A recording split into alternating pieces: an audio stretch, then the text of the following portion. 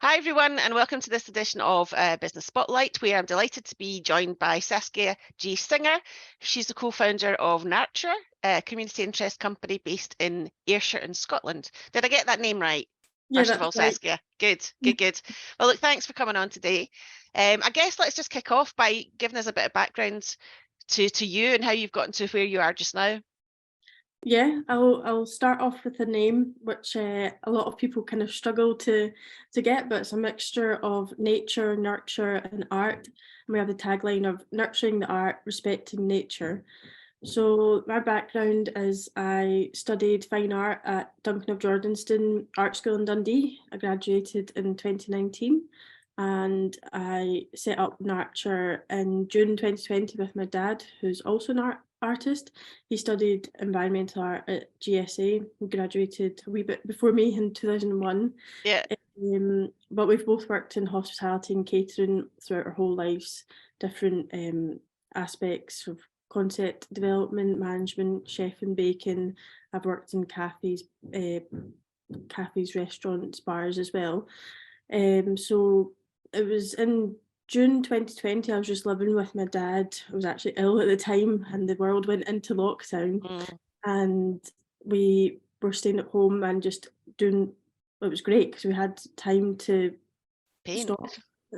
It was because we had time to stop and just be in the house and actually be creative, which Hmm. before that had just been working two jobs, just finished uni and trying to get out of debt. Um, but we had the space to actually be creative and work together, which we hadn't really done recently. We'd always worked on projects together, but from a distance, so we Hmm. worked really closely together. And he had been doing a building into the bakery for quite a few years, and it was meant to open in June 2020. I mean, sorry, January, but it didn't. Obviously, with all the lockdowns. Um, so we managed to get the space opened in June 2020 and turned it into sourdough bakery.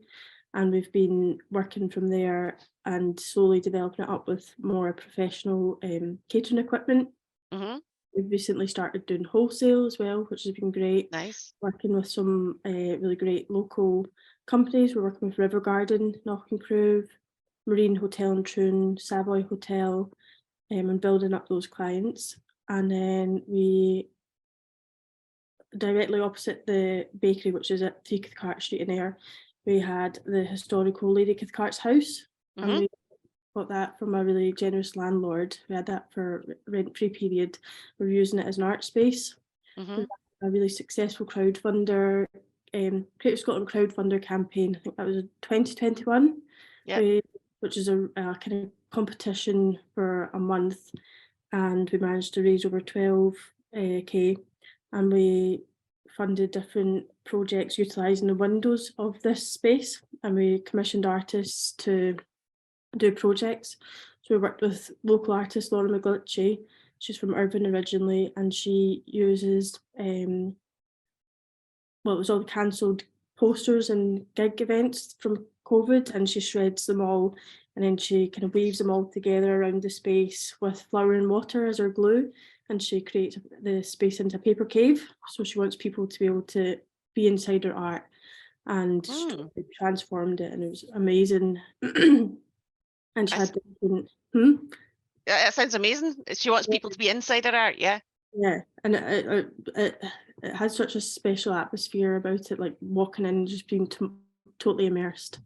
And then she did different gigs in the space as well, which were live streamed, so it was giving creative people that hadn't had any opportunity the past few years to get back in and be creative and have opportunity to do music. So that was a really great project. And then from that, it led on to exhibition Water, Salt, Grain, which was kind of introducing the three elements of bread. And we commissioned different artists, filmmakers, poet, sound that used windows again. Hmm. And they did a performance inside, which was live streamed, and it was focusing on these three elements. And then from there, I kind of took the space on, and we renovated it to create this disability accessible toilet, and then I did murals across the walls, and that's been open since June last year. Wow. So was all this stuff done, on the ins and outs of lockdown then, Yeah. according to what So we could do at the time? That's a lot to do. yeah, yeah. Yeah, and this has been it has been very up and down with what we're allowed to do. So we were open when we could be, closed when we Yeah. could be, trying to do what we could within our realms to still create opportunities for people to try and use their creativity and create employment through opportunities through the Create Scotland crowdfunder. And but yeah, it's been very up and down with what we could Mm. through this period. So the figures are not straight because we've been open and closed so much through the Yes. lockdowns. Hey, you won't be the only one, but good on you for all the effort you've put into doing that. And why a community interest company then? Because we're trying to Ayrshire is our main focus and priority, and it's trying to create employment, well, opportunities through a various streams. So we need the kind of cafe and bakery that creates the funding that allows the arts projects to happen. So it's having a social purpose that creates employment for people. Yeah, yeah. And was that always what you'd set out to do? Was there ever a thought of doing anything different? Um, like this project wasn't what I had planned to come out of art school, but I've always been involved in socially engaged projects in some way or other. Yeah.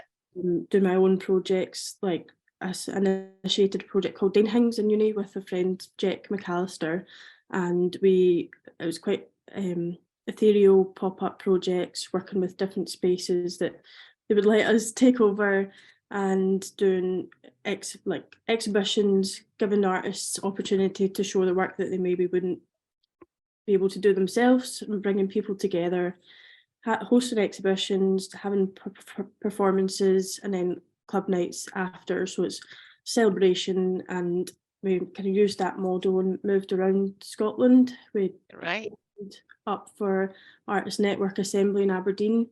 We did a kind of circuit style workshop in there, and then we did a couple of events in Glasgow at Civic House and Glasgow Autonomous Space, Mm-hmm. a 2-day residency in Ayr as well. So it was all going really well after leaving uni, and then lockdown happens, Yeah. and it's hard to do these things. So Yeah. Yeah. I've always had like a collaborative social way of working, and interest of food as well. So it's kind of combining all these passions and skills. So I know you've got some big plans. Tell us about what the plans are for the business, and what we're doing at the moment, because there's work going on in the background and all sorts. Yeah, So what are you bringing to life for us? yeah, there's always work happening. So right now we've got the bakery and cafe, which are right beside each other on Cathcart Street and Sandgate. We're looking at maybe turning into the cafe into a wine bar, so it's looking at the evening trade as well. And then right now the space that I'm in, we've just taken on the McNeely buildings on Newmarket Street, which was Hmm. actually formerly the first Library of Ayr. And so this is my office space, and then it's got a number of different rooms that we're turning into artist studios, a therapy room with hypnotherapy, and then workshop space that can be used for either group work or individual work. So Hmm. this Ayrshire studios that we're developing just now. And then just around the corner, we're developing a project called People's Art School, which is going to have print studio, darkroom, and cafe. So it's always looking at our 3 pillars, which are creativity, well-being, and sustainability.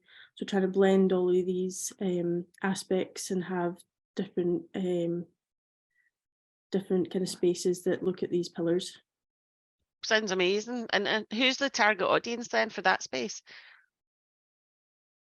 Everyone, I think we see everyone as an artist, so we want people to have the opportunity to explore the skills that maybe wouldn't have the opportunity, or think they are creative. So we've been doing different workshops, working with national galleries in Recovery Ayr recently, Hmm.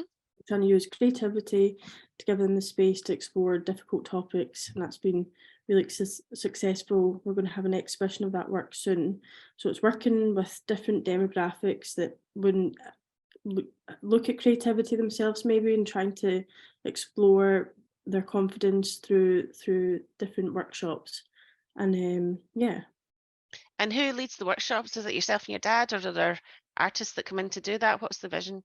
A mixture, yeah. We do some, and then we bring in different artists, creatives to do different workshops, talks and events as well. So it's a blend of being artists ourselves and curating, bringing different facilitators in. And how far do you see the reach on that, Saskia? Because, before we came on, I was saying to you, I live, I guess, 40 miles away from you, but I can't think of anything like this in where I live. What's the kind of reach geographically that you think you're going to get with this? Our whole intention is to try and make Ayr more of a cultural destination. So it's trying to reach local, national, international, really. We want to create space that local people can have, because there's not really any studio space in Ayr. So giving them an opportunity for space to make, show and interact. And then in turn, these projects will bring national and then hopefully international tourists and visitors. So we're trying to work on a big programme that will be working on bringing different exciting projects over. So we are trying to reach quite a big demographic. And what's the time frame for this getting up and running? Because I know it's obviously a bit of work in progress at the moment. What's your hope? It's delayed already, so we do have quite a short timeline. So it's going to be a quick turnaround. Next couple of months, we're getting the People's Art School up and running, which will have we're working to get it cleared out just now to create toilets on the ground floor, and then print studio and darkroom we're developing with photographers and printers. So yeah, kind of soon, next months, yeah.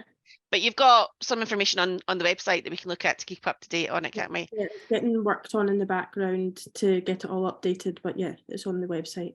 And I guess we're in May just now, so hopefully Q3, August, September time should be when we should be starting to see some progress for all the enthusiastic or not so enthusiastic artists out there, for them to try different things. So it sounds like there's going to be a whole different things for people to try as well, and get their hand into stuff that they've not had a bash at before. Is that fair?